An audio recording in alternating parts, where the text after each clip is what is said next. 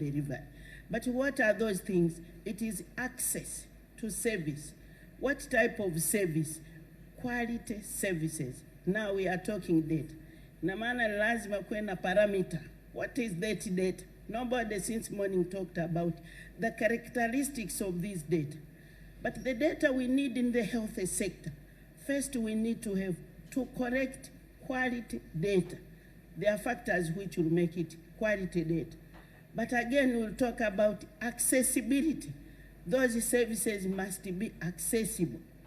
We talked about timely. Even if you have your data collected, if it will not reach timely, that data will not, that information be useful for your measuring. Because at the end of the day, tunasema, the data collected must be used for planning and decision making. And we know in this country, maybe it very little percentage is being used for policy and decision making. Our data we collect, iko kwenye shelf, iko kwenye hayo database, in our computers. But we need again to look at how do we translate that data from our databases, from our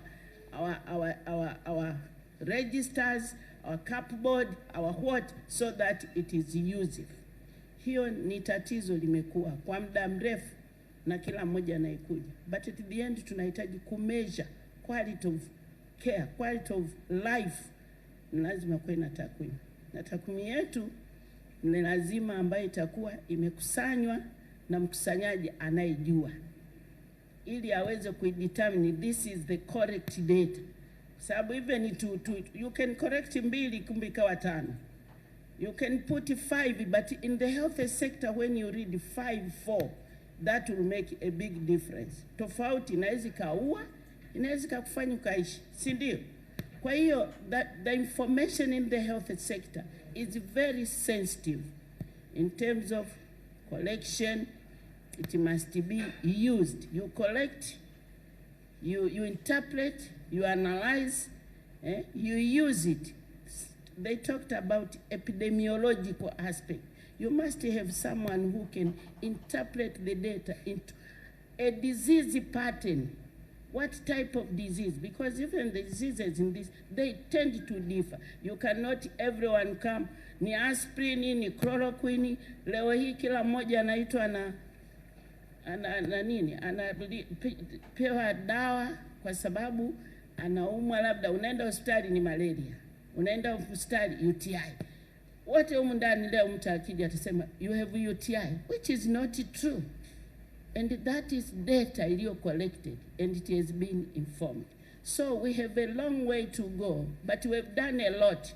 We are using, in order for the quality health care, it means we are collecting the data for improving the health system. And the health system, we have health management information system in this country, which we have also translated into digital. Inaitwa district health system, district information system. I know here at the university they are working on that, and they have been working for that for a long time. But again, they need an integration, as I said. But there are a lot of packages, and that is the system for the government. We are talking about Gotihomis. We are looking, Gotihomis might be not looking for the data itself, for the health data, but also we need the financing part. We need financial information. So whenever you look these packages, yes, zitaleta kuboresha huduma katika swala ni utilization, katika efficient utilization of the data. But again, we are constrained na issue of, they presented that there is a shortage of human health skills, but again, skilled, there is a shortage, however, even skilled itself, who can collect, can interpret, can use the data. But again, there are very few. Na kitu kingine wana workload. Ni wengi, it's a lot to fill this information. Because even the package they came with today, they were presented. I don't know how many issues that should be filled in na your health care provider. Ataacha kumwangalia mgonjwa, atajaza data. Ndio maana kama kuna ile in the morning they said one unique identity. If you go to everywhere, if it is Anna should be known, identity yangu, ili asirudie sehemu nyingine. Ndio maana kuna issue ya integration of the data, and you also apply what the government has done when you come in with your knowledge, because most of the people from the government have two things. Either you come with financing and the technical expert. Wawezeshe kitaalam pale walipofikia ili waweze kumove. Lakini hivyo vitu havifanywi. Kila siku mtu anaanza na kipya, kwa tunarudi nyuma. You will come with the money, help. But that money is not. Maybe it is the system, how it has. But we need again to look. Kama ni computer science data, tunataka kufanya wa studies. Let us tutoke kwenye business as usual of looking the packages. Tuangalie kile ambacho kinaweza kusaidia serikali to move where today kwa kutumia digitalization for improving your economy so that we study. Mimi niko sure atakayefanya studies za aina hiyo akaenda kwa serikali akawaambia hiki, sio wale watu wote waliopo ofisini serikalini wanauelewa na ujuzi. Hapana, hawakusoma hivyo vitu, wameajiriwa, they need skills, they need information, they need understanding, but they are there. But when we come in with our knowledge and expertise, itatusaidia zaidi. Naona nisiongee sana nisije nikamaliza muda, lakini to the end of the day it is to you look in terms of nowadays the health industry inakuwa confronted with cost and the value, because if you can use these systems zitasaidia to reduce cost and time, and you also improve quality of care of our patients. Now, you know, we are moving with big data. Watu wa afya kuzinterpret. Na we are moving with artificial intelligence. Hizo ni zipi? Tutaangalia zaidi, tuangalia na masuala ya private medical records, personal records, patients information, patients ugonjwa wa mtu. Hakuna ambaye angependa kujua huyo anaumwa nini. Ni confidential, si ndio?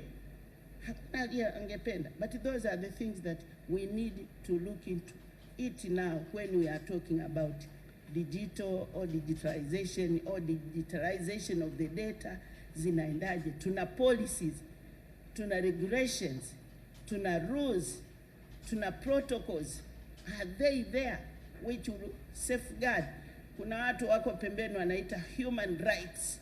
They will come in, they start suing you. Wanaweza akaja juu zaidi, wakawashtaki zaidi with the data. So we need to look it in terms of so many indicators that might affect us, but we need to put into our gadgets. Asante daktari. Najua unaweza ukakaa ukaongea hapa. Najua ni field yako mama, 40 years, you have a lot to talk, lakini tutaendelea taratibu. Maybe we can go up to Layer 2. Layer 2, Ifakara, it is one of the organization ambayo imekuwa kwenye health sector for quite some times. Kina Kitila, kina Dr. Hassan, na so many people. Tutakuwa vizuri sana tukasikia from your own words ni kwamba ni jinsi gani Ifakara ambayo I'm sure ni one of the organization ambayo ina data nyingi sana za afya, ni jinsi gani inatumia hizo data. Mama amesema enhancing service delivery. Karibu. Nashukuru ndugu mwezeshaji. Maybe kwanza nianzie ku build on top of mama alichokiongea Dr. Mswira, maneno mazuri kabisa. To start with an introduction, kwanza na mwakilisha mkurugenzi wa taasisi ya afya Ifakara Honorati Masanja, who unfortunately hakuweza kuwa pamoja nasi leo. But to begin with Ifakara, Ifakara kama ulivyosema ni taasisi ya afya, locally grown institution. Ni ya Tanzania, tuko hapa, but with foreign collaboration. So tuna collaborators outside Tanzania. Our core business is research. And what we do, how we do this research in three thematic areas. One, tunafanya kwenye maeneo ya environmental health and ecological sciences. Two, tunafanya kwenye mambo ya intervention and clinical services. And three, tunafanya kwenye upande wa health systems na policy. Huh? Now, if you look at those three thematic areas, the backbone of these three areas is data. Kwa sababu kwenye utafiti, what we gather and what we analyze is data. But the centerpiece of our data is health. Just as how it is the centerpiece kwenye Sustainable Development Goals, the 17 goals, katikati pale unakutana na health. Sasa kwenye centerpiece yetu ya kufanya tafiti mbalimbali ambazo tunazifanya, health is the centerpiece. And we work day in, day out to see how we can advance these innovations in order to yield public health iweze kuwa more better kwa people and so forth, na kuweza kupata more sustainable life. Kwa hiyo behind the scenes, centerpiece yetu ni health na tunafanya through data. Kwa hiyo ukija sasa kwenye upande how do we use this data? Tunafanya tafiti mbalimbali. Mfano mojawapo ni kama last piece of information, speaker ambaye tumemsikia Dr. Elsa. Tunazo tafiti za namna hiyo nyingi tu ambazo zinaendelea, ambazo zinatumia kwa mfano component ya artificial intelligence, mambo ya machine learning ili kudeliver kwenye maeneo hayo. But Dr. Msuya amegusia kitu kizuri sana kwamba quality of care and how do we do that. Moja ya changamoto kwenye hizi innovation tunazozifanya, especially kwenye afya, you cannot just sit in your office, come up with an innovation and then impose it to human beings, to people, au kwenye health. Kwa sababu kuna consequences of doing that. Kwa sababu kwenye afya ukikosea, it might cost a life. Kwa hiyo IHI provides an avenue where you can test and you can validate your theories in your sciences. Na tunafanya hivi ili kuweza kuensure that the science that you propose, all the innovations that you propose might fit in. And not only from the clinical perspective, tunafanya kazi hand in hand na Wizara ya Afya na wadau mbalimbali. Kwa tunazijaribisha kwenye engo ya policy, kwenye engo ya science itself, na kwenye engo ya practicability kwenye community. So that's how we put all this together ya kuweza kuangalia science yetu au data zetu ambazo tunazikusanya zinasaidia vipi kwenye community au zinawezaje kuboresha hii afya kwa ujumla. Asante sana. Asante, tutarudi kwako baadaye. Nabila, supply chain management, na hiyo ndio eneo lenu na mmekuwa mkifanya kazi sana na serikali. Je, sasa hivi hatuna dawa zinazo expire au bado data is an issue? Karibu. Asante. Kwa upande wa data hasa za commodities, ni kweli kwamba project yetu ya Global Health Supply Chain, hasa technical assistance project, imefanya kazi na serikali kwa miaka kadhaa. Na kwa upande wa data tumefanya kazi kwenye maeneo tofauti.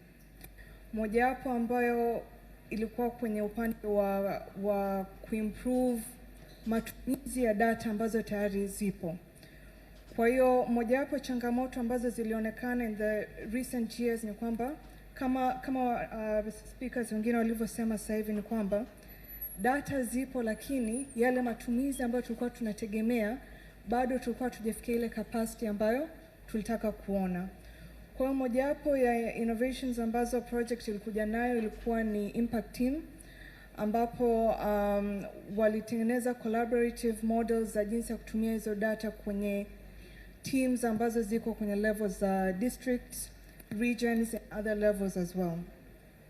Lakini pia zaidi ya hapo kwenye matumizi ya data, another challenge ambayo ilionekana ni ule uelewa wa jinsi ya kuanalyze, kuextract na kuzitumia hizi data. Tunajua kwamba wafanyakazi wengi wa serikalini wanakuwa very busy.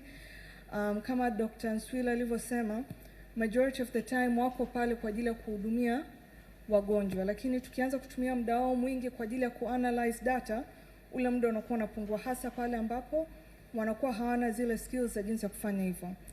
Kwa hiyo another way ambayo project yetu ilisaidia kwenye kuhakikisha kwamba hizi teams zinajua jinsi ya kutumia hizo data ni kwamba wali-innovate e-learning modules za kuweza kuwasaidia na kuwezesha waweze kuziona hizo skills au hizo lessons waweze kujifunza. Hii e-learning module pia ilisaidia hasa kipindi cha COVID pale ambapo safari au movements zilikuwa restricted. Kwa upande wa expiries, kuna a lot of different areas ambazo tunafanya kazi na serikali in order kuweza kudetect hizo expiries in advance. Hapo pia inakuja kwenye upande wa kudetect risk na kuzimitigate kabla hazijatokea. Mojawapo sehemu kubwa ni kwamba serikali sasa hivi inataka ihamie kwenye decentralized system. Na hapa ni mpaka pale kwenye planning ya commodities ambazo zinatokea, zinazofanyika. Kwenye eneo hili sasa hivi kuna kitu ambacho kinaitwa bottom up quantification. Kwenye bottom up quantification lengo kuu ilikuwa kuongeza ile ownership ya data kwa upande wa health facilities. Kwa hilo tu imekuja kutengeneza a key pivotal milestone kwenye timeline yetu, kwa sababu sasa hivi facilities wanakuwa wanahamasika zaidi kuhakikisha kwamba ile data ambayo wanakuwa wana report au ambayo wanatumia au wanakuwa wanaituma kwenda kwa wengine, wanakuwa wanahakikisha kwamba hiyo data iko sahihi, na pia wanakuwa part of the process kwenye kuitumia hiyo data kwenye planning ya commodities. Kwa hiyo kuweka huo mfumo wa bottom up quantification utakuja kusaidia sana kwenye kuimprove ownership ya data. Lakini pia kwa upande huo kama tulivyoongea before kwamba muda ambao wafanyakazi wa serikalini wanao hasa pale kwenye health facilities ni mdogo sana kwenye kuchakata data. Kwa hiyo mojawapo areas ambazo project yetu imesaidia ni kwenye automation ya bottom up quantification, na lengo kuu ilikuwa kupunguza ule muda ambao healthcare workers wanatumia kwenye kuanalyze. Bado tunaendelea kufanya kazi na serikali kuzidi kupunguza huu muda. Nimeona inputs kutoka wengine kwenye upande wa artificial intelligence, na kuna forums zingine pia ambazo zinaanza kutouch base kwenye opportunities za kutumia data science na AI na machine learning kwenye quantifications na forecasting in the future. This is still a very new area kwa upande wa afya. Concerns zote ambazo Dr. Nswila ametaja ni key concerns ambazo wote tunazo, lakini zaidi ya hapo tunajaribu kuangalia na kujifunza pia kutoka kwa wengine ambao wako mbele kwenye machine learning na AI. Kwa mfano, hizi algorithms zikiwa zinatumika kwenye forecasting, ni nani ambaye anakuwa na manage hizi algorithmic biases na jinsi zinavyo influence demand planning. Nyingine pia ni kwamba tunajua kwamba serikali inataka kubuild ownership through decentralization. If the aim is to build ownership, tukija na vitu kama machine learning na AI, who is the one who is making the decision? Is it still the healthcare worker that's making the decision and owning the data or owning the plans? Or is it the algorithm or the person behind the algorithm? Kama ile algorithm inakuwa inajijenga yenyewe, inajifunza, is the computer now making the decisions? There are a lot of questions around ownership, but we're all listening, and we all want to hear more and learn more from all the innovations that other people are doing as well kwenye upande wa artificial intelligence. Asante. Thank you very much. Thank you, Nabila. So, IHI, URGS projects, and others, all of these are talking about supporting health on using data, digitalizations. One of the key questions that I normally ask myself, privately, you can enter the hospital from the entrance to the medicine, going home, is totally digital. And you can see the influx of financial support in the health sector is increasing more and more. Unfortunately, to date, that dream that I'm talking from the private sector also to our public hospitals. Still, we are behind, regardless of all these supporting systems and whatever that is happening. And I normally ask myself, are we really doing what is needed?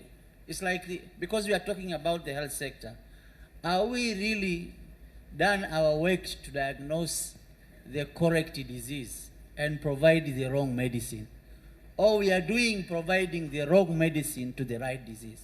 Because we don't see what is happening at Aga Khan or other hospitals in our public hospitals. What is really a problem? While we are supporting, is it? What should be really done to achieve what we want to do? Dr. Anna, I will start with you. Asante sana.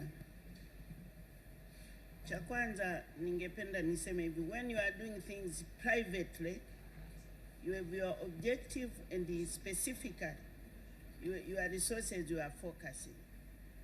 But in the public sector, ni kweli tuna wadau wengi sana. Kila mdau ana objective yake. Na tukiangalia kila mdau ni kama kwenye public ni learning place. Yana anakuja kufanyia vitu vyake tu. Ili mradi amepata hela yake afanye testing, ni mahali pa uwanja wa kufanyia mazoezi. Sio uwanja wa kusaidia ili tuje tuwasaidie wananchi wa Kitanzania. Na very unfortunately, hizi za wadau, kila mdau anakuja pembeni kwa mtu anayemjua, anaenda kufanya naye, kama ni mtu wa ICT, kama ni mtu wa nini, kama ni mtu wa nini, anaruka naye mpaka project yake miaka 5 inaisha, matokeo zero. Lakini hawajaweza kuwa open up, transparency na trust. There is no trust, there is no transparency katika kuja kusupport. Na lingine you see, serikali ina vitu viwili. Come with your expertise as a technical person. They understand you know better and you have a lot. Na la pili, with your resources, because we know the government in resources yake ni miga, inagawa kila sehemu. Kwa hiyo kufocus labda kwenye health industry is very minimal resources, but they anticipate our partners will support to improve those things, because policy ya serikali iko open up.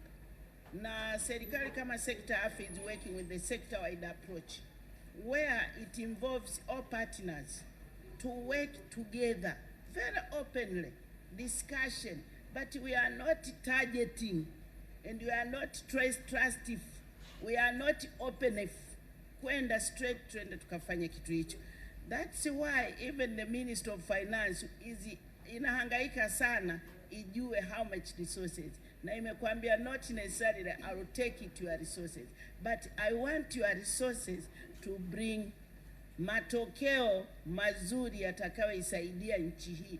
Watu wanafanya kazi individual, hawajaja open up. That's why we are not even moving. Na ukiangalia any project which is coming, especially digital system, serikali haina hela yoyote pale. Na wanaofanya hivi digital ni watu wanakuja na hela zao kutesti kila mtu. Mimi I was in the ministry, they know me myself, I used it to say the truth. Naambia ni kweli hawa, huyu akimaliza miaka 5, you see, they will only vijiji vile vita benefit, because you concentrate there. Because when you are writing your proposal, you had your own objective, very small to reach. It wasn't, serikali inahitaji nchi nzima. Ndio community living, inatakiwa ijibu hoja. Sasa, mimi bado I will say kwa data lab plus kwa ST, nahitaji kuja kuangalia why nobody is doing that. Kwa nini hawa partner wote? Kwa nini Ndumanda is doing good? Kwa nini Aga Khan is doing good? And not other facilities za serikali. Lakini if we can concentrate to the primary care, we will achieve the project like what they are doing with the other one, with your Afya Tech. You have just selected vitu ambavyo simple ado, alafu you have selected is like supervision. You see, they are not doing the core business. Because I've read the study we are doing, and I have read the Afya Tech things, which I had a meeting last week. I just questioned a lot of things for those people. But I know, let them do. And the other thing, ni kazi, umepata ajira, umepata mwanangu, upate, umalize maisha, uende, serikali itaendelea. Lakini tuwasaidie wa Tanzania kuboresha quality of care. It's a win.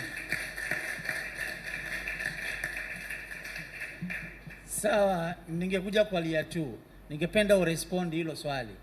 Kwamba with all the support in the health sector that has been booming up in Tanzania, kwa nini akiingia mtu kwenye public sector, kama ni primary health care, kama ni dispensary, kwa nini na yeye isiwe digital?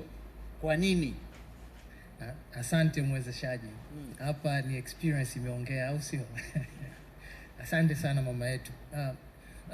Hicho alichokisema Dr. Msuya, you know, of the 50 million people of Tanzanians, majority don't go to Aga Khan, don't go to Indumandari, right? Over 75% of those people go to our local dispensaries, health facilities za kawaida tu, Mwananyamala, sijui wapi, wakishindwa sana Muhimbili.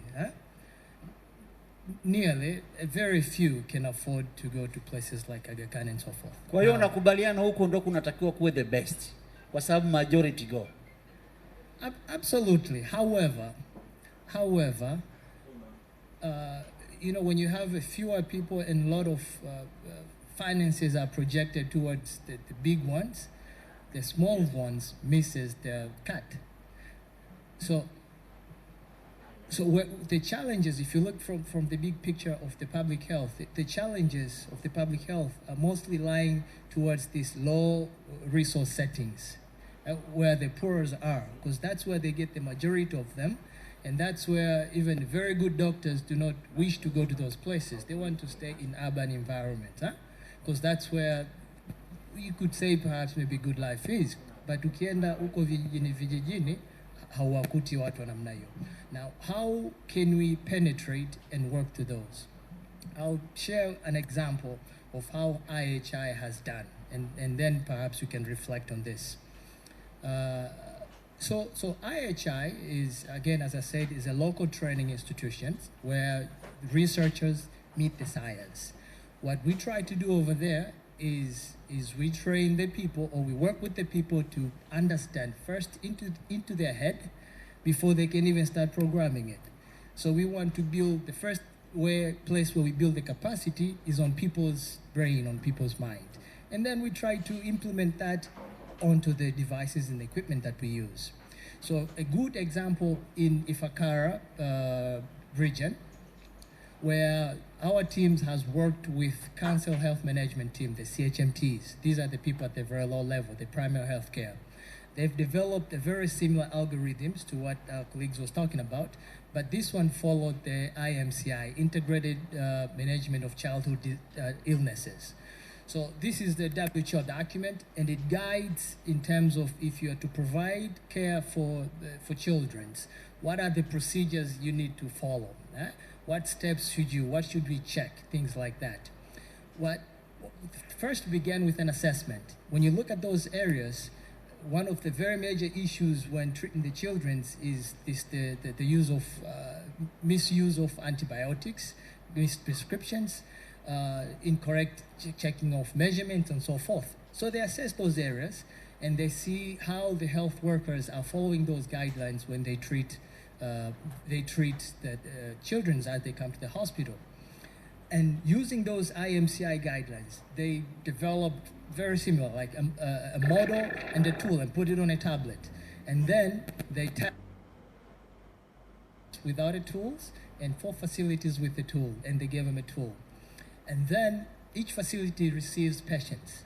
And as these patients comes in, They use these tools in order to assess patients as they come in and to prescribe the proper medication and so forth. At the end of the day, with the aid of these tools, what they discovered using this AI and artificial models and tools, they were able to save over the prescriptions. Individuals or children whom were supposed to be prescribed some medication for unnecessary purposes, they could save that. And then they were able to recommend the proper measures and treatment of malaria and so forth. So in one way, the use of technologies and integrations, if you integrate with the people, there are a chance where technologies and data can reflect back to you and you can make informed decision in order how you overall help in the case.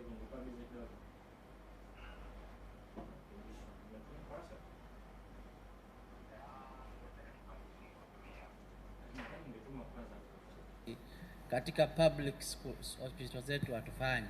Don't worry. Nabila, do you have anything to add before I engage the audience? I think one of the challenges that has been there is a very obvious one, ambayo imekuwa kama hindrance to the digitization tunataka kuona kwenye private facilities, is infrastructure. So that's the first one. Which is not a priority to most of the DP.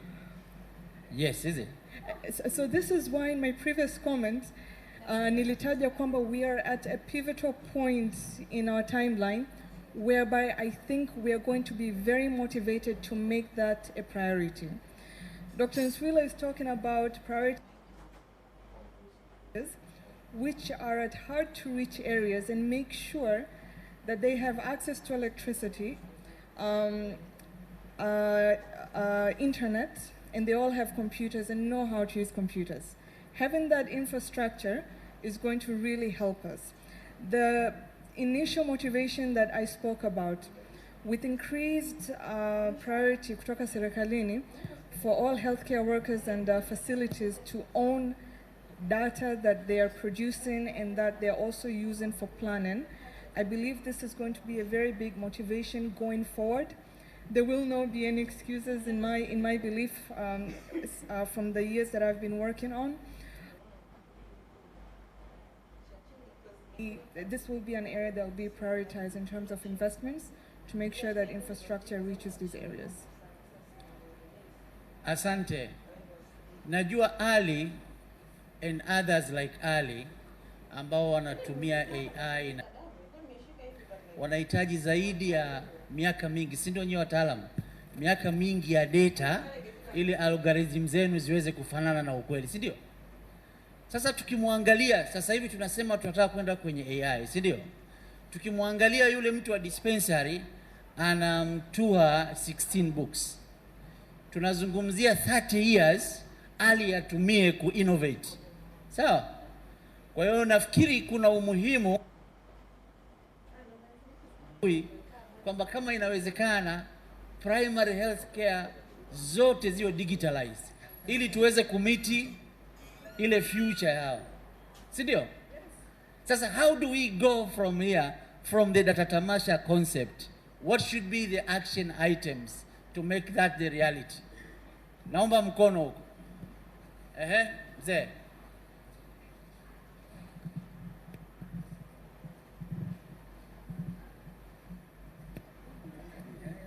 Tuanze pale, tuanze. Yes. Tuanze. Naomba solution ili to transform primary healthcare facility yetu. Yes. Yeah, naitwa Mgabo Marwa. Ni mfamasia toka halmashauri ya wilaya Sikonge. Nina mambo mawili ambayo tukiyafanya yanaweza kutusaidia kutransform vituo vyetu vya msingi ambako sehemu kubwa ya nchi inapata huduma.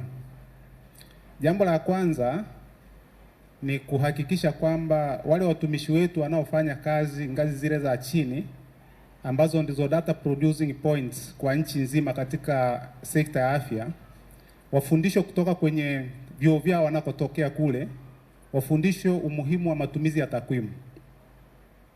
Hilo ni eneo la kwanza.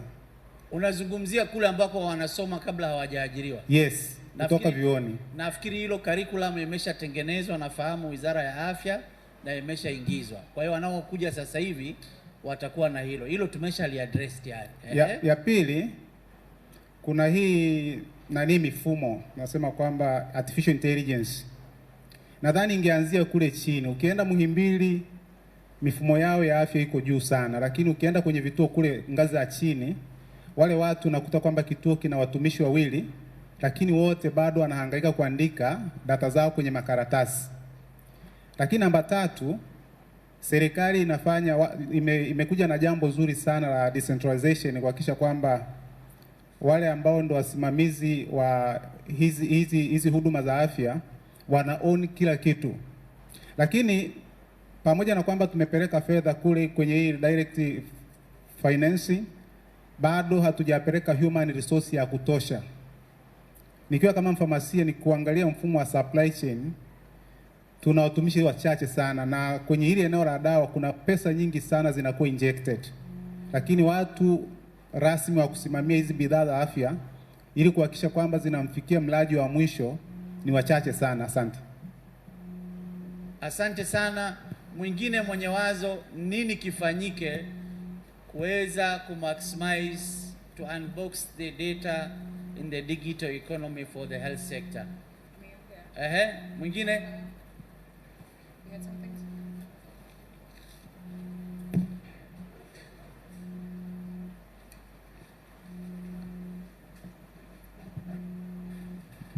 Asante, naitwa Christina Kibasi, natokea TRA. Ningependa kutoa ushauri, mchango wangu kwa upande wa area ya kubuild capacity kwenye eneo la biostatistics. Kwa sababu wataalamu wa biostatistics, regardless ya kwamba pengine kuanzia kwenye ground ndio kama ilivyo kwenye data science, kufanya data advocacy, kwamba watu waelewe umuhimu wa data kupitia biostatistics, kwa sababu ni field ambayo ni nzuri na ambayo pengine imesahaulika. Sio kwamba pengine tukiuliza wataalamu wa biostatistics Tanzania nzima, sidhani kama hata 100 wanafika. I don't think so.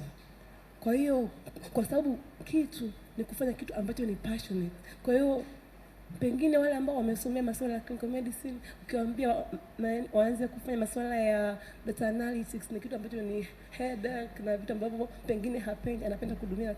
Lakini mtu akiwa build kwenye ile ground ndogo ambaye anapenda data, anapenda analysis ya data, anaweza akafanya visualization na hata prediction, hata kuweza kuembrace hizi machine learning technologies, computer vision, IoT and others, kuweza ku build on accessible sehemu yote. Thank you. That's my part. Mwingine? Ali wa mwisho. Haya.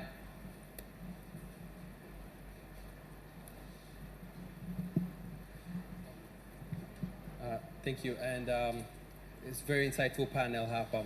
Ila I think tukikata, if we take the shortcut tukielekea kwenye the point exactly, artificial intelligence and machine learning is not the point. The point is the outcomes ambazo tunajaribu kufikia na hizi technologies. So in the situation where this is not the technology that should be used, this is not the technology ambayo tunataka tutumie, right? And the technology, so basically the technology itself sio mwisho wa njia. Kama you can build a digital tool ambayo inaweza kusolve that problem bila kutumia this, then that is what should happen. And kwenye I think the original question, why is there disparity in health equity? Hakuna health equity katika Tanzania yenyewe. 25% wanapata care from Aga Khan, 75% from a public health facility, and the outcomes are different, noticeably so. From our approach ni kwamba there is a difference in the skills. Kama alivyosema daktari, there is a shortage of skills and there's a shortage of the skill itself. Kwamba skill yenyewe haiko ya kutosha. And in this scenario, the way we are approaching the problem ya kusolve hii disparity ni kuleta decision support technologies in that area. Now, and that helps bridge the gap. Kwa sababu tukiwa kweli humans are not scalable, huwezi uka copy paste binadamu or a new doctor. but you can copy paste an algorithm dynamic or any of those algorithms. You can copy paste them, ukawapa watu wa huduma wa level ya chini wengi zaidi kutoa the same level of care. So my answer to that one is that we kujipendelea kidogo, tupeleke technology huko, ili kama data zinahitaji miaka 30 ku-collect, tuanze sasa hivi, ili ziweze kuwa collected over time. Sawa, mimi najua kwamba time imekwisha kwa upande wetu, lakini labda just ku have neno la mwisho kama wadau wa HI na supply chain management na Dr. Anna. Labda tungeanza na HI.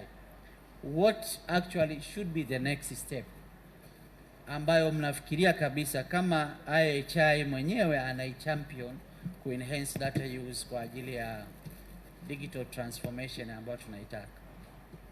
Asante. Ni kuendelea kubuild kwenye maeneo ya capacity katika level za chini, ili data use tusiwe tu data collectors, bali tuwe tunafanya data use na kujaribu kumake interpretations. Na hii changamoto, this is an ongoing process. Kwa mfano, issues za mifumo ya afya, kwa mfano ma-DHIS tu yameanza kutengenezwa over 5-10 years ago. Sema Got Homies ambayo tunaisikia leo hii ni over 5 years ago. Kulikuwa na several attempts, wamejaribisha, wamepata changamoto hii, wakavuka. So this is an ongoing process. It does not stop today. So we need to keep perseverance and to keep pushing and pushing.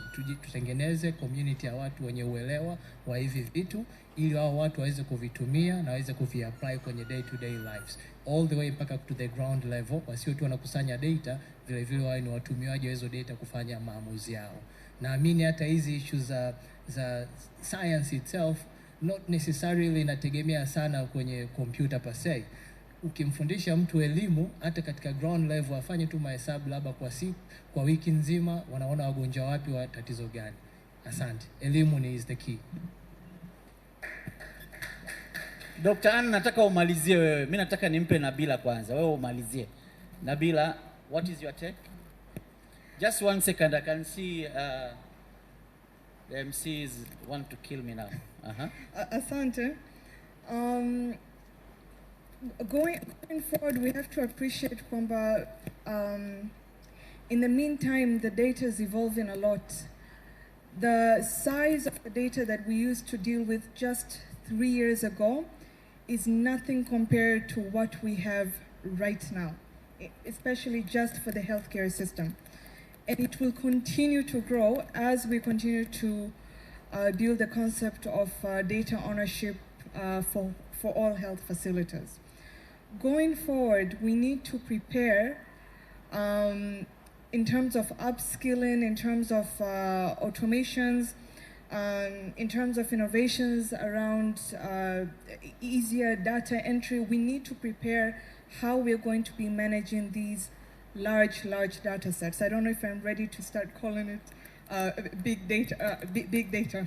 I will leave that to our data scientists to decide. But this is one of the challenges that we are going to be facing soon. Whatever tools that we used to use before, whether it was Excel sheets or books, the reporting books that we have from HMIS, they will no longer be able to hold the amount of data that's currently being generated. So I look forward to seeing innovations for easier data entry, more automations. We need our healthcare workers to prioritize treating and managing patients, and not summing up and putting data together. Rather, if they're going to use that data, we need them to bring the insights when they're analyzing it.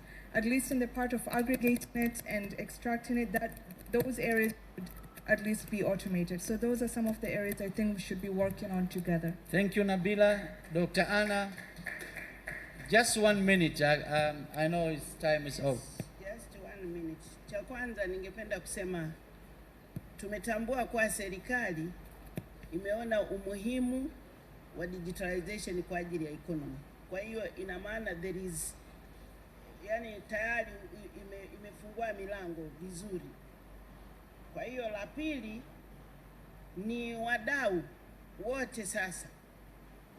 Kwa serikali kufungua milango manake tunajua tuna wizara ya mawasiliano, lakini kuna mkongo wa taifa uta address masuala ya internet, masuala ya connectivity, masuala ya nini, masuala ya umeme mpaka vijijini.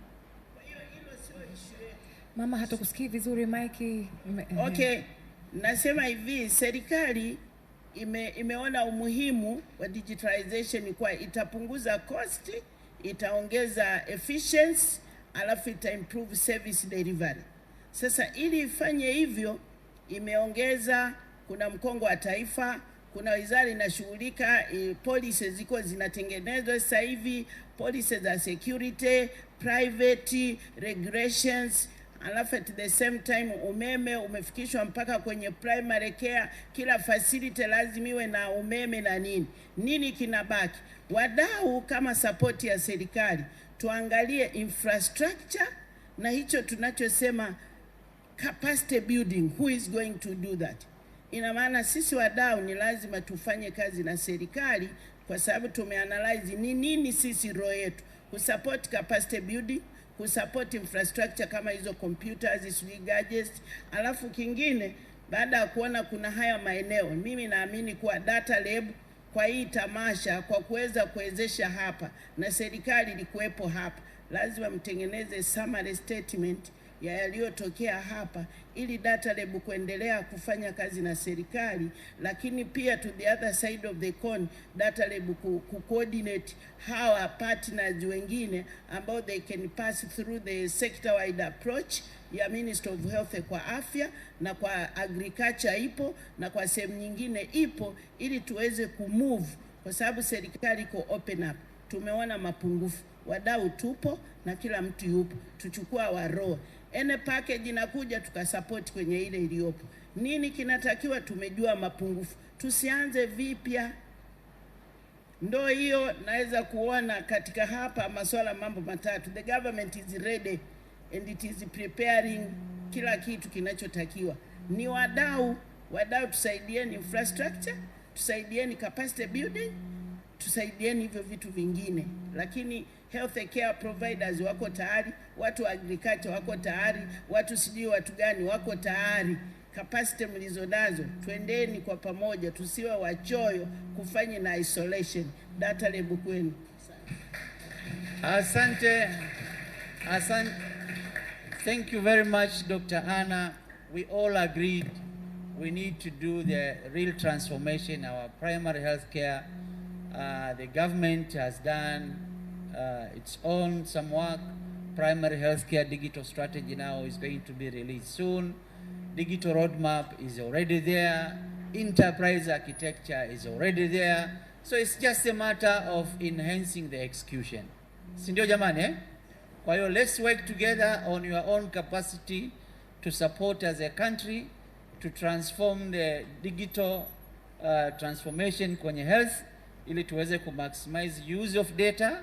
Matokeo yake we enhance service delivery for our people and our own as a Tanzanians. Thank you very much, guys. Let's clap the hands for them. Asanteni sana, asanteni sana.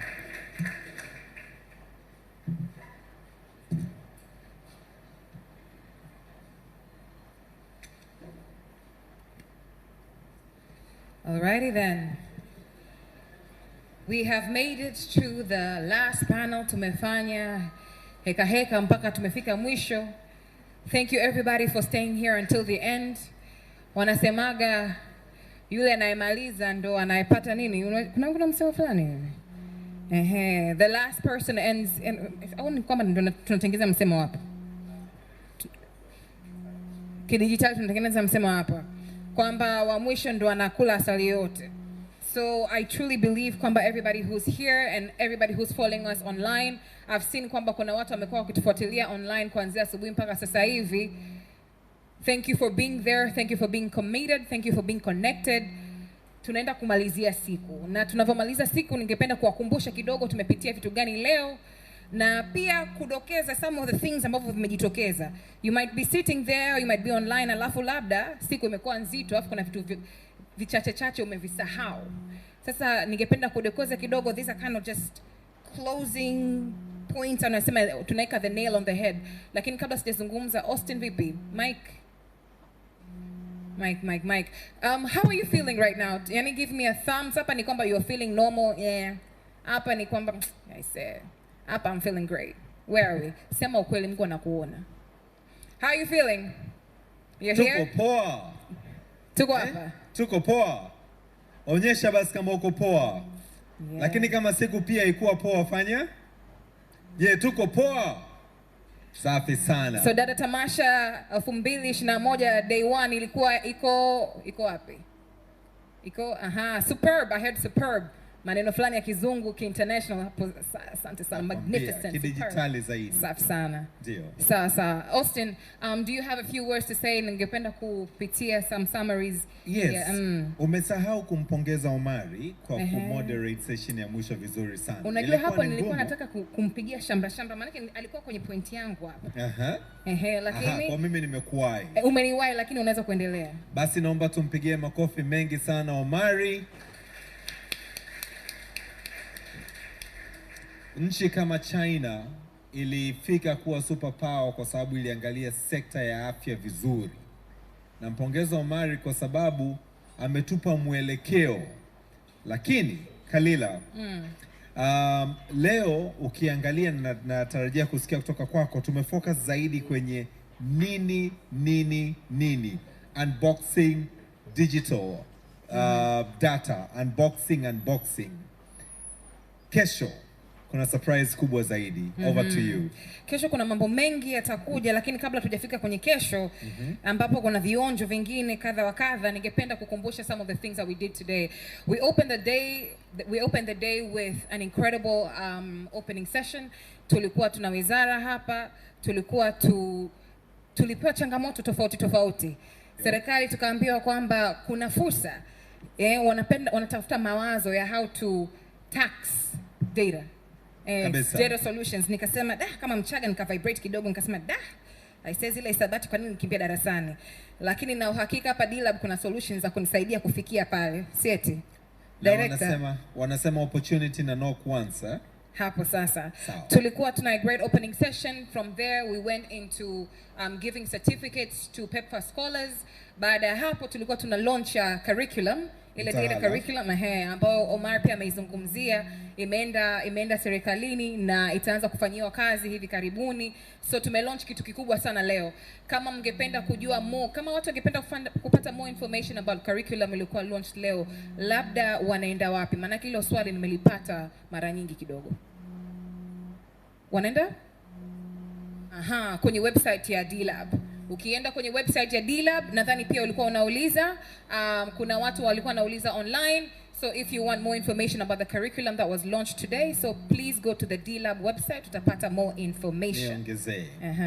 Moja ya session ambayo itaongelewa kesho tena asubuhi na mapema, session ya kwanza, ni jinsi gani serikali inaweza kutumia data kufanya maamuzi. Kwa hiyo tusiangalie tu mtaala kama the first point, lakini tuangalie mtaala unatufundisha nini ili kuweza kufikia maamuzi. Hiyo ni kesho saa 3, lakini tutawaambia baadaye. Karibu. Na moja kwa moja we went into panel discussions. Tumekuwa na panel discussion discussions za unboxing data. Tumezungumzia upande wa gender, financial inclusion, tumeingia kwenye health na kadhalika. Kilimo, agriculture ilikuwa right before lunch ile. Yes. Palikuwa patamu. It was basically it was a long and heavy day. Na nadhani kila mmoja atakuwa na points ambayo ameziandika.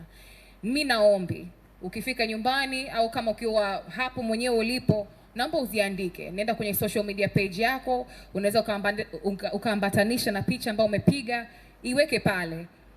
Tag unboxing data, hashtag unboxing data, hashtag data Tamasha 2021 na hashtag digital economy. Ndio. Inabidi tufanye haya mambo ya trend, because tukizungumzia data Tanzania watu wanafikiria ni mambo ya kizeezee sana. Sio, people feel it's something bado hatujafika, right? But then data is a fun conversation to have. Na sasa hivi na utendawazi ni kitu ambacho ni lazima, kama wewe ulio hapa, you are responsible to make sure people out there get connected into the conversation. The fact that you are here makes you a leader. Sasa tunakuangalia wewe. Sasa ni kama wewe umeshika kile kijiti unafanya nini nacho? Wewe ni balozi. Hapo sasa. So please tag as much as possible, post as much as possible. Tumezungumzia mambo ya equality online. Tumezungumzia mambo ya creating safe spaces online. Tumekumbushwa kwamba vitu ambavyo tunavyoweka mtandaoni viwe safe. Na tuhakikishe tunatengeneza sehemu ambao watoto wa kike pamoja na watoto wa kiume wanaweza wakafeel safe. Maanake tumezungumzia jinsi girls are bullied, lakini kweli ni kwamba siku hizi watoto wa kiume pia wana face pia. Tukumbuke hilo. Tumezungumzia educating a girl child, lakini tumekumbushwa kwamba it's an economic imperative. Kumwelimisha mtoto wa kike sio kwa sababu ya kumhurumia, ni kwamba ni swala la kiuchumi. If we want the world to develop, if we want the country to develop, lazima tuhakikishe kwamba mtoto wa kike anaingia na anamaliza kupata elimu. Tumezungumzia skills. Kila panel leo touch on the issue of skills. Kwamba kuna ujuzi umepungua. We have an issue. So the issue most of the times kwa vikao kama vijana wanasemaga chuo, education, mitaala yetu, lakini the fact of the matter is the fact that tuna digital now, tuna this massive exposure online, we can still get educated. Umeacha excuse moja. Wakoloni. Lakini kuna wakoloni. So we have a lot of excuses. Lakini the fact of the matter is ukiangalia kuanzia asubuhi mpaka sasa hivi ni fursa nyingi sana zimeongelewa. We talk about challenges, and in every challenge there's massive opportunity. Yani gap ni kubwa. Lakini kila kitu kinahitaji skills. So what are we doing to make sure we're upskilling, and what are we doing to make sure we're using the digital space to get the information that we need to be relevant? Tumezungumzia collaboration, lakini sio collaboration kama collaboration pekee. Tumezungumzia defined collaboration. Tuana collaboration ambazo zina mantiki. Tumezungumzia multi-stakeholder engagement, kwa kumaanisha sio serikali tu na wadau kutoka nje ambao wana hii kazi ya kuhakikisha maendeleo yanaendelea na au data revolution inaendelea nchini, ni kila mmoja wetu. So swali ni wewe ukitoka hapa una plug in kwa namna gani? Unaweza plug in kama mjasiriamali, kama mkufunzi na kadhalika. The opportunities nyingi sana, ni wewe mwenyewe kudecide. Tumezungumzia policy. Most of the times kwenye mazungumzo kama haya tunatoka tunakumbuka kitu kimoja tu, serikali lazima policy na regulations zinatubana 1, 2, 3. Lakini from everything that we've heard, policy is one thing. Kuna vitu vingi sana, na hivyo vitu vingi vyote vinatugusa sisi wote. Sasa policy kama ni kitu kimoja, hatuwezi kukaa na kugangamana kusema kwamba ni hii tu inatukwamisha. Ni kwamba from everything ambao nimejifunza leo, nimejifunza kwamba ni mimi mwenyewe najikwamisha kwa namna moja au nyingine. Ndio kuna huu upande wa pili, but how do I make sure kwamba ile collaboration inaendelea? So hiyo ni changamoto ambayo tumepata kwa leo. Kingine, be aggressive. Tumesikia, tumemwona pale Ali nilikuwa nasema kila nikikuona unafanya presentation unakuwa na shati hilo. Sasa sijui ni on purpose au ndo swagger, au ndo budget. Maana tumeshaongea mambo ya investment pia hapa. Ni ID, maana ni brand. Wewe ukimwona Ali, be hungry, be aggressive, lakini most of the biggest thing is tusiende kwenye mtandao tukatafuta solution ambazo zimewekwa Silicon Valley tukajaribu kuzileta nchini. Tumesikiliza sana consumer centric solutions. Tengeneza solutions ambazo zinahitajika hapa nchini, sio kwenda kucopy paste ya vya wenzetu kule nje. Tumeambiwa kwamba kuna very many apps, very many things ambazo vinaanzishwa na vinakufa, na ni kweli, kwa sababu tunajaribu kucopy paste. Mark Zuckerberg ni Mark Zuckerberg na wewe ni wewe. So ni kitu gani ambacho tunafanya ku create our own solutions for our own issues, au sio? Na wanasema changamoto zetu zitatatuliwa na nani? Google haiwezi kutatua changamoto zetu, ni sisi wenyewe. Hapo sasa. So moja kwa moja ningependa kumalizia na hili jamani, visualize our future with you in it. That is my challenge, and I believe the challenge of Data Tamasha to you. Yani piga picha future. Hivi tunasema future kwa Kiswahili tunasema vipi? Yani kesho yetu kama taifa. Piga picha pale miaka 5 inayokuja, 10 years to come, but visualize it with you in it. Dunia imechukua hii data revolution na inakimbia nayo. Tumeambiwa sasa hivi kwenye panels za wenzetu nchi tofauti hawazungumzii hapa tulipo, wao uko level tofauti. Sasa tuliambiwa, I think ni Rose Funja alisema we have to run. Sasa hatua ya kupiga ni kubwa sana. Sasa ni sisi mmoja baada ya mwingine, one by one, what are we doing to make sure that we are part of that revolution? The conversation doesn't end today, it goes on tomorrow and the day after. The tamasha inaisha kesho kutwa. So tafadhali hakikisha whatever you do, you are here tomorrow. Kuna fursa nyingi zaidi na jinsi ya kuengage kwa namna nyingi zaidi, na make sure you are here kesho kutwa pia. Kama una rafiki yako, kama mliona kulikuwa kuna chairs ziko empty, kama una rafiki yako nyumbani, tafadhali mshike mkono, mwambie kuna jambo I have for you. Tweet, share as much as possible. Kuna ile link ya YouTube is share as well. I won't go into the program sana ya kesho, lakini ningependa kuambia tu kwamba kuna mambo mengi zaidi na zaidi. Kutakuwa kuna breakout sessions na kutakuwa kuna vitu vingi ambavyo utaweza kujifunza na pia utaweza kushiriki. Sahihi kabisa. Bila kwenda kwenye ratiba kwa kirefu sana, ningependa kusema ratiba ya saa 3 kamili asubuhi, kwamba tufike mapema ili tuweze kuanza mapema ili tuweze kumaliza mapema. Ratiba itaanza saa 3 kamili asubuhi, ambapo tutakuwa tuna plenaries 2. Moja au ya kwanza itakuwa ikijadili matumizi ya data katika kufanya maamuzi ngazi ya serikali za mitaa. Lakini ya pili, tunagundua au tumesikia au tunaona kuna changamoto nyingi sana za akili sasa hivi duniani. Tanzania pia tuko kinara sana mental health. Sawa Nikilianzisha hapa najua kuna watu watanijibu, na watanijibu kwa sababu tuna changamoto hizo. Kwa hiyo kesho tutaangalia jinsi gani unlock data kwa ajili ya kuangalia hizi changamoto na kuzitatua masuala ya mental health. Hii ni saa 3 kamili. Ukija na dakika 5 utakuta train imeshakuacha. Nimesema hiyo ya kwanza, lakini session nzima za kesho zimepangwa kwa ajili ya kuona vile vyote tulivyovisikia leo vinaendaje into application kesho. Nimependa kama ulivyosema, kwa sababu tunaenda level to level. Kila siku inajenga from the previous day. Amesema tunaanza session ya kwanza saa 3 kamili, lakini registration inafunguliwa saa 2 kasoro dakika 10 kamili. Tomorrow hata kama tuna watu wawili humu ndani, tunaanza au tuanze? Tunaanza. Yes, tunaanza. So we're going to start at exactly 9 sharp. Registration opens from 7:50 to 8:50. Kutakuwa kuna morning breakfast. So tafadhali fika mapema, shike mkono mtu mwenzako, mfikishe hapa. Na hayo ningependa kuwakumbusha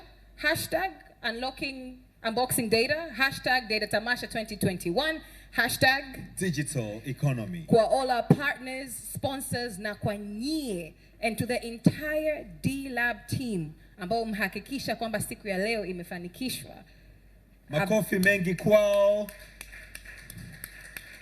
Lakini pia naomba tumpigie makofi mengi sana Kalila Mboe hapo sasa kwa kutuendeshea session yetu vizuri sana. Kalila, kuna jambo moja hujalimalizia. Naona kama unataka kufunga hivi. Okay, ndio nilikuwa nafunga. Kuna ubao hapo. Hebu tuambie. Kuna ubao hapo. Nikisema ubao mtu unaweza kufikiria chaki na nini nyeusi. Lakini hapo kuna banner. Kuna banner hapo ni nafasi ya wewe kuandika ujumbe what data means to you. Au sio? What data digital economy means to you. Sasa kwa sasa hivi, considering hapo watu wameshatoka, ukifika kesho asubuhi utapata nafasi ya kwenda pale na kuscribble na kuandika ujumbe wako. Pia kesho asubuhi mkienda kule kwenye breakfast mtapata nafasi ya kwenda kwenye exhibitions. Exhibitions zimefungwa kwa sasa, lakini kesho asubuhi zitakuwa open once again. Mimi Austin nadhani tuwaachie watu hapa, naonekana kabisa vichwa vinafanya hivi. Yani I feel it kutoka hapo. Lakini kabla tujamaliza, ningependa tufanye selfie ya ukumbusho wa siku ya kwanza ya Data Tamasha 2021. Selfie ni muhimu kabisa. Ndio kila kitu, na tunaitweet, tunaipost hapa. Sasa tunafanya selfie upande huo, selfie upande huu. Natafuta mawazo, maana msiniite dictator.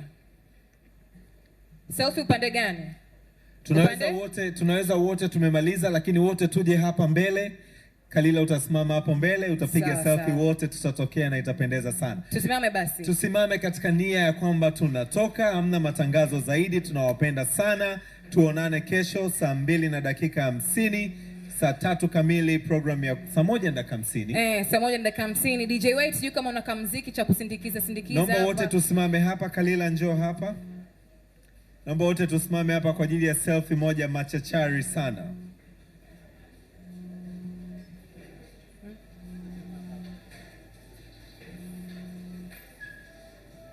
Jamani, sasa msinipe simu katikati, leteni hapa sasa hivi.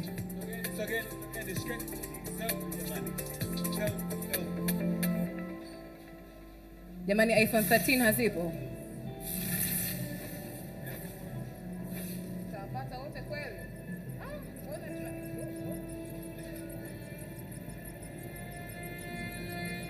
Hapa inabidi iwe ni video. So nitapiga 1 2 3 data Tamasha 2021. Yeah? Right? Okay, but we have to do like a practice, like, right? 1 2 3. Tuanze maombi hapo hapo. All right. Yani kale kanguvu ka mwisho kwa ka day 1. Sawa. All right? Let's go. 1 2 3.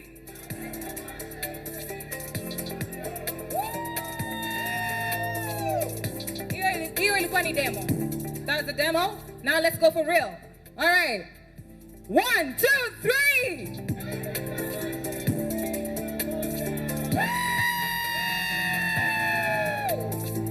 All right, everybody, have a great evening. See you tomorrow morning, bright and early. Day 2, data Tamasha 2021, unboxing data for the digital economy. Safi sana. Austin Makani.